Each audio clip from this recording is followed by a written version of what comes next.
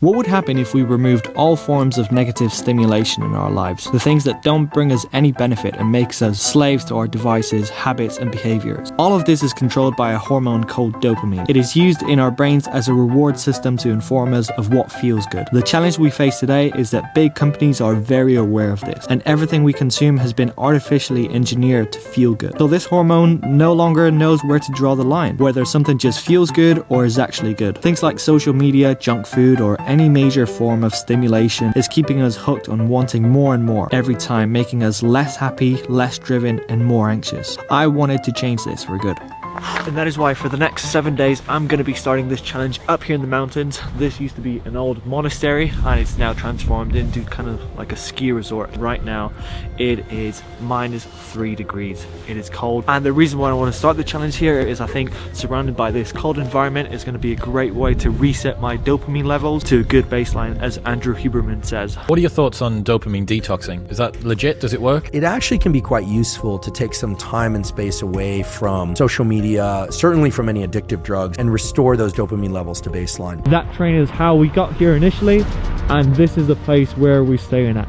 Oh, that sound already makes me feel so cold. And at some point during this week, we are going to go into this frozen lake. The water is probably -2, definitely 0 degrees. That is Celsius, not Fahrenheit, for anyone watching in the US. The only part that is not frozen yet is this part. The river comes down and we have this big chunk of ice and this daunting looking water. Okay, now time to go back inside. My hands are frozen. Can't see it, but we're gonna go behind here. There's a mountain. Luke was part of the first group of Wim Hof instructors, and he is going to be guiding us through some different breathing techniques, as well as showing us some of the physiological changes that we will experience. Along with Miguel Lozano, they are both incredibly successful instructors who will show us different ways of using breathing to influence our nervous system. We're gonna go all the way up to the top of the mountain with people in their undies. The human species is super strong, super resilient, but because of our comfortable lives, we become weak and we think we're weak. So we have to come out in mountains and do this kind of stuff to show ourselves that we're strong again. So the crazy part is this entire building, they've turned it into like a ski resort now, and you can see like people skiing here in the background, and this is run as a hotel.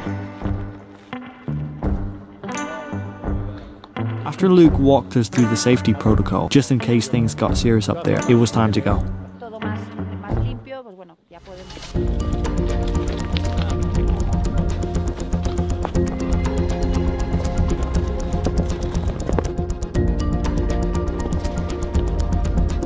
Starting to regret this.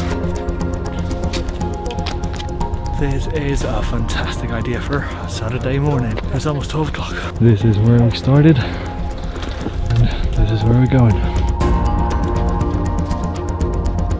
Almost 2 hours in, we've lost sight of all human civilization. Barely see anything.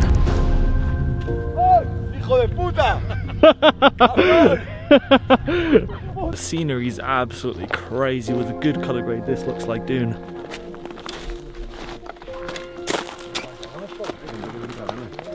Past the 2 hours mark, we're almost there. This has been so disappointing. There's been so many peaks where you think you're already there, but still have like 30 more minutes to go. I believe we are almost there. I think this is the peak right here. I'm done. Snow makes it extra hard, and these rocks are so slippery.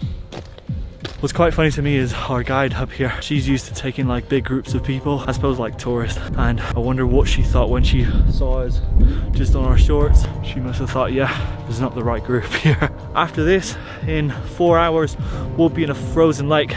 So in my personal experience, if you're looking to do something similar to this dopamine reset, it's so much easier to do when you don't have to do your day-to-day routine, because you're breaking a lot of behaviors and patterns and stuff you do every single day, like waking up and checking your phone, having food, checking your phone, doing all these different things. So much easier to do when you're somewhere remote and that is completely new to you.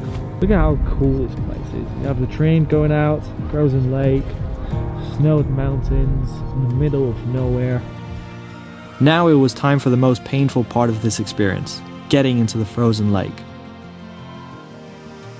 Having a big group of people made all of the difference, because you really felt welcomed and encouraged to face these challenges, and that maybe you weren't that crazy after all.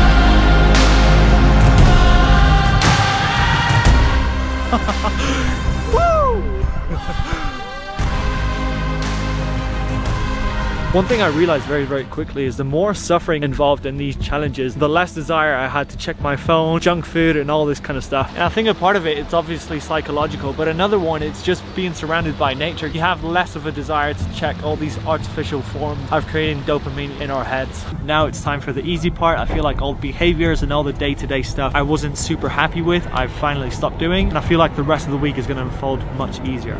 Let's see how it goes.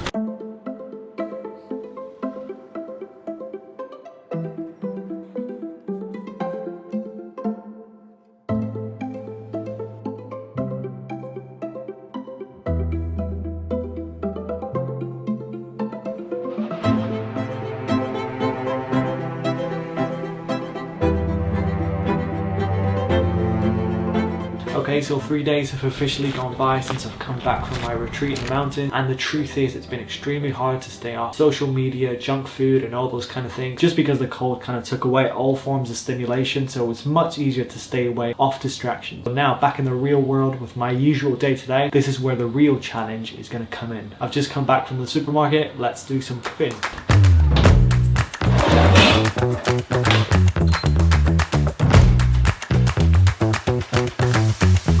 So while I'm doing this challenge, I've also been listening to an audiobook called Indistractable. This book teaches you the psychological aspect of social media, how it's created to incentivize you to keep coming back, how it creates all these algorithms. Learning from this, it helps you to step away. Most of the bad habits we develop are transitions from one task to another. We might finish up work and then the next task is cooking. In between those two tasks, we binge watch on social media, distract ourselves with different stuff. By meal prepping, I'm cutting away all that time between work and eating, and also it just simplifies everything, to be honest.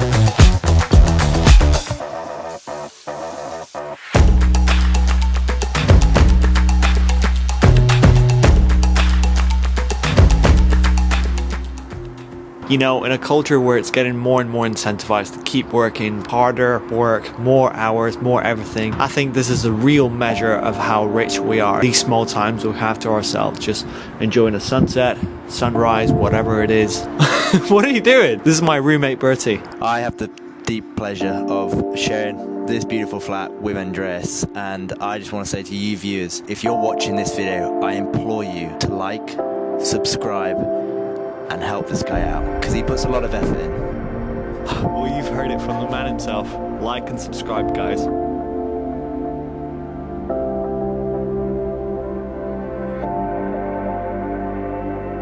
But there's something I've been wanting to talk about. During this challenge, there's been a lot of moments where I felt extremely bored. But the more I looked into it, the more I saw that I think sometimes we mistake boredom for stillness. So learning to enjoy that stillness has been a crucial part of this challenge, and I feel like it's helped me massively. Learning that indeed it is okay to sometimes feel bored and like there's nothing to do. Because if we look at any form of social media, whether it's Netflix, Instagram, YouTube, any platform, they all take us away from the present moment. I don't want to sound like I'm saying that reading a book is as stimulating as being on Instagram, but I'm just saying that sometimes those thoughts are okay. If you're feeling bored, if you're feeling like, yeah, this is not really exciting, sometimes that is okay. The process of telling the mind, this is what we're doing for now. And I've also been trying some different apps that claim to help us improve our focus and incentivize us to kind of stay focused and stay off of social media. Even though these might be good methods and good apps for the short term to remove us away from things that we don't longer want to do, I don't think they really address the core issue, which is just dealing with that discomfort. Why do we have to be distracted all the time by these social media platforms, junk food, or just bad behaviors in general? How beautiful is that?